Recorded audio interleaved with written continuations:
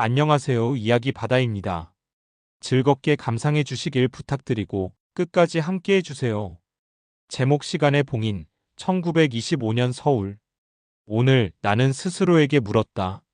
만약 지금 이 순간 100년 전으로 돌아간다면 누구의 이름을 먼저 떠올릴까? 과거를 바꾸면 미래가 달라진다고 우리는 믿는다. 하지만 혹시 미래가 이미 과거를 조각해 놓았다면 우리가 걷는 길은 누군가의 손에 의해 미리 패턴처럼 새겨진 건 아닐까? 그 생각이 들던 바로 그날 벽장 깊은 곳에서 낡은 상자를 발견했다. 주인 모를 라디오와 한입의 동전. 동전에는 1925라는 연도가 반짝였다.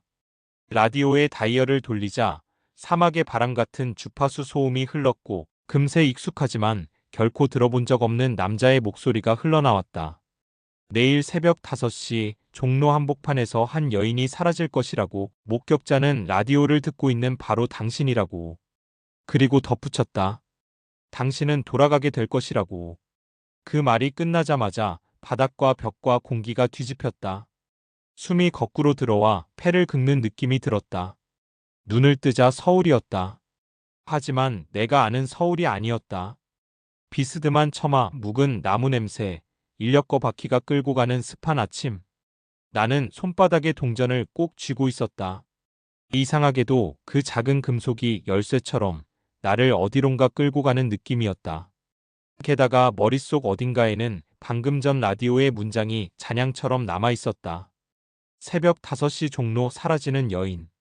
돌아가려면 내가 해야 할 일이 분명했다. 낯선 골목을 돌다가 청파다방이라는 편말을 보았다. 문을 열자 서늘한 손짓 같은 피아노의 울림이 나를 맞았다. 그녀가 앉아 있었다. 양손으로 잔을 감싸쥔 채 마치 오래된 사진 속에서 막 걸어 나온 사람처럼 고요한 얼굴로. 그리고 내 손을 보았다. 동전이 그녀의 시선을 잡아 끌었다. 그녀는 조용히 말문을 열었다. 그 동전이 있다면 당신은 돌아갈 수 있을지도 모른다고. 종이에 적힌 주소와 시간을 건네며 덧붙였다. 새벽 5시 종로 전신주 옆. 그때 누군가 그녀의 이름을 부를 것이고 그를 따라가지 않도록 그녀의 손을 붙잡아 달라고. 나는 물었다. 사라지는 여인이 바로 당신이냐고. 그녀는 고개를 끄덕이며 말했다. 사라지는 건 몸이 아니라 흔적이라고. 보이는 것들이 통째로 지워지는 기분이라고. 그리고 낮게 웃었다. 누가 지우는지 아느냐고. 미래라고. 나는 그 말에 소스라치듯 몸을 굳혔다. 미래가 과거를 지운다. 내가 들은 예고, 방송, 내가 지금 여기 있다는 사실, 손바닥의 동전. 모든 조각이 한 점으로 수렴했다. 나는 그녀에게 물었다. 그렇다면 나도 누군가의 흔적을 지울 수 있는가? 그녀는 내 눈을 똑바로 보며 말했다. 당신은 이미 한 번 지웠을지도 모른다고. 그 말은 곧 나를 향한 판결처럼 떨어졌다. 밤이 가라앉고 새벽이 왔다. 전신주 옆에서 그녀를 기다렸다. 안개 같은 차가운 공기 속에서 그녀가 나타났다. 그 순간 또 다른 발소리가 어둠을 가르며 가까워졌다. 남자가 나타나 그녀의 이름을 불렀다. 어쩐지 익숙한 울림. 내가 있던 방의 라디오에서 흘러나온 그 목소리. 남자는 코트 안에서 작고 낡은 송신기를 꺼내 보였다. 그는 말했다. 우리는 같은 곳에서 왔다고. 시간은 굶주린 맹수와 같아 누군가를 살리려면 다른 누군가를 삼켜야 한다고. 그녀는 돌아갈 수 있는 열쇠이며 나에게 선택을 요구했다. 그녀를 놓아주고 돌아가든지 붙잡고 여기 남든지. 무자비하게 단순한 문장이었다. 잡으면 영원히 갇히고 놓으면 나는 돌아가지만 그녀는 지워진다. 그녀는 작은 노트를 내게 쥐어주었다. 표지의 제목은 반쯤 찢겨 있었다. 간의 봉인. 페이지에는 잉크의 흔적이 색연필 가루처럼 부서져 사라지고 있었다. 마지막 페이지에 단 한 줄이 남아 있었다. 그가 내 손을 놓는 순간 모든 것이 제자리로 돌아갈 것이다. 그 문장을 보는 순간 내 등뼈를 타고 차가운 전류가 올라왔다. 이 문장을 내가 썼다는 사실이 갑자기 떠올랐다. 어느 미래의 밤, 내 방 책상에 앉아 손이 떨리도록 그 문장을 적고 찢어서 과거에 묻어둔 기억. 나는 나 스스로의 길잡이가 되어버린 셈이었다. 무엇을 해야 하는지 알고 있었다. 하지만 아는 것과 실행하는 것 사이에는 깊은 틈이 있다. 그녀가 떨린 목소리로 물었다. 만약 내가 사라져도 괜찮겠느냐고. 이게 누군가의 시간을 여는 일이라면 그 또한 삶의 한 방식일 수 있느냐고. 나는 대답하지 못했다. 대신 그녀의 손을 더 세게 잡았다. 그 따뜻함이 나를 찢어발기는 것 같았다. 남자는 여유롭게 미소를 지으며 기다렸다. 시간은 늘 선택의 뒤편에서 웃는다. 나는 속으로 수없이 되뇌었다. 미안하다고 미안하다고. 그리고 결국 손을 놓았다. 그 순간 바람이 뒤집히고 빛이 접히고 소리가 멀어졌다. 세상은 카드처럼 탁탁 맞물리며 제자리로 돌아갔다. 침대 위에서 눈을 떴다. 새벽 5시 12분. 라디오는 꺼져 있었고 동전은 보이지 않았다. 내 손바닥에는 아직도 미약한 온기가 남아 있었다.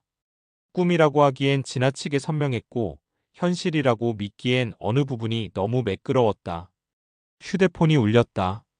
청파다방이라는 이름의 카페에서 온 쿠폰이 화면에 떠 있었다. 내가 가본 적 없는 곳.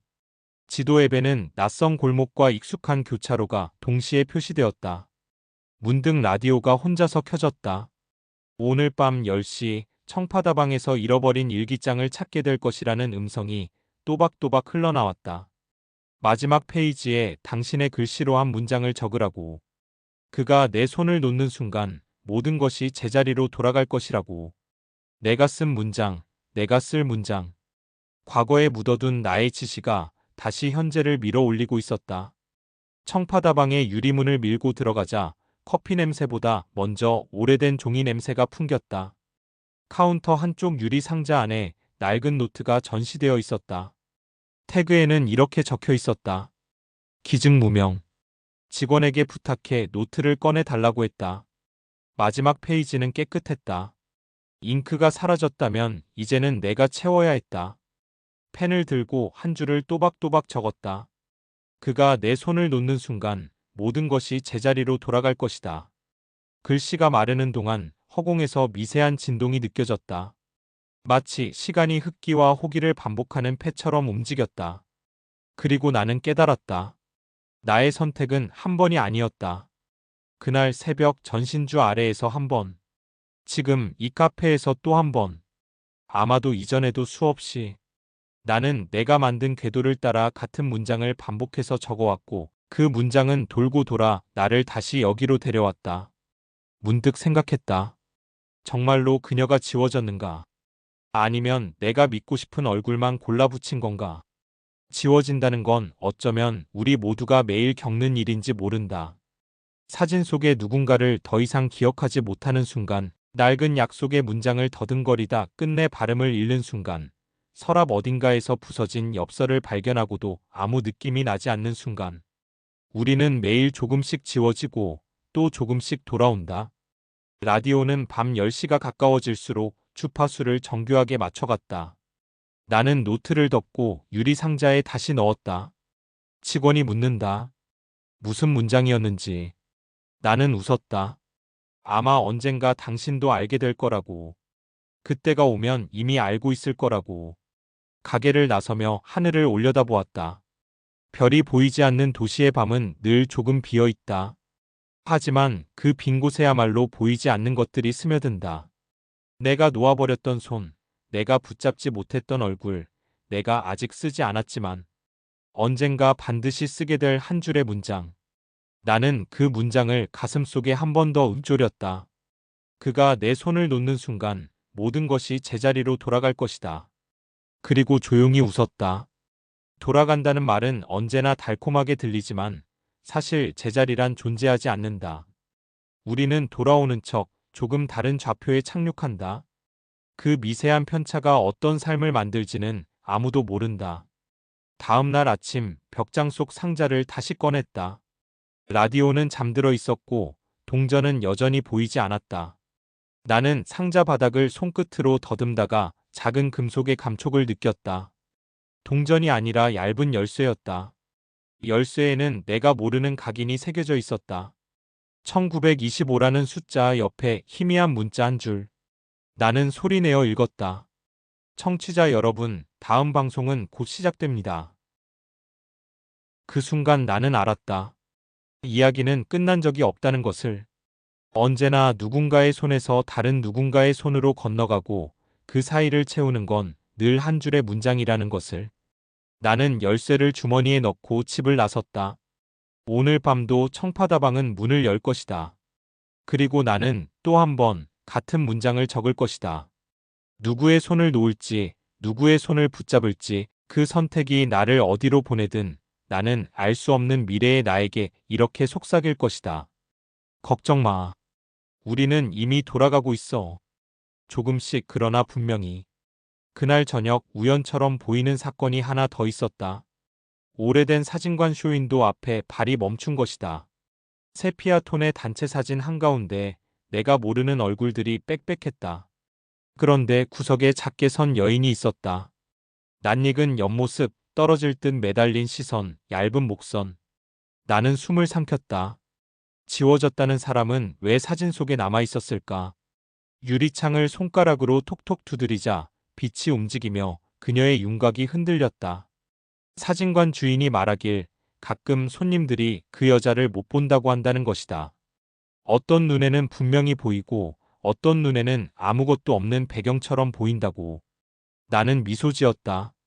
지워진다는 말은 완전한 소멸이 아니라 선택받지 못한 초점일지도 모른다고. 밤이 깊어지면 라디오는 가끔 혼자서 켜진다. 소리가 나오지 않을 때도 다이얼 끝에서 아주 약한 숨소리 같은 떨림이 느껴진다. 나는 그 떨림을 손끝으로 더듬고 머릿속에서 그녀의 온기를 꺼내어 붙여본다. 그가 내 손을 놓는 순간이라는 문장을 때때로 다른 형태로 바꿔 적어본다. 내가 그의 손을 붙잡는다면 무엇이 제자리로 돌아갈까? 아니, 제자리가 아니라 우리가 기꺼이 머물고 싶은 자리로 갈 수 있을까? 질문은 꼬리를 물고 늘어진다. 단 하나 분명한 건 나는 다시 선택의 장소로 걸어가고 있다는 사실이다. 청파다방의 문은 쉽게 열린다. 문턱은 낮고 종소리는 작다. 그 작은 종소리 사이로 사람들이 드나들고 누군가는 잃어버린 일을 말하고 누군가는 아직 오지 않은 일을 예약한다. 나는 오늘도 빈 종이에 한 줄을 쓴다. 문장은 스스로 길을 만든다. 그 길 위에서 나는 과거와 미래가 서로를 지우는 대신 서로의 빈 곳을 채우는 모습을 본다.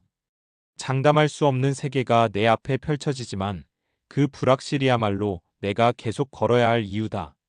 그리고 언젠가 누군가가 내 문장을 읽고 자신의 문장으로 고쳐 쓰겠지. 그때 나는 안도할 것이다.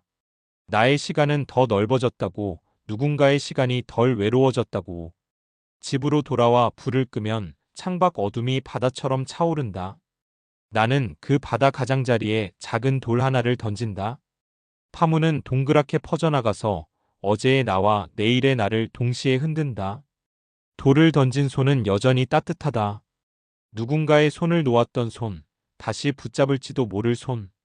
나는 속삭인다. 듣고 있다면 잠깐만 기다려달라고. 우리는 곧 다시 만날 거라고. 같은 자리에서, 다른 자리에서, 혹은 전혀 알 수 없는 좌표에서. 그리고 그때도 나는 묻겠지. 만약 지금 이 순간 100년 전으로 돌아간다면 누구의 이름을 먼저 떠올릴까? 대답은 매번 달라질 것이다. 그래서 이 이야기는 끝나지 않는다.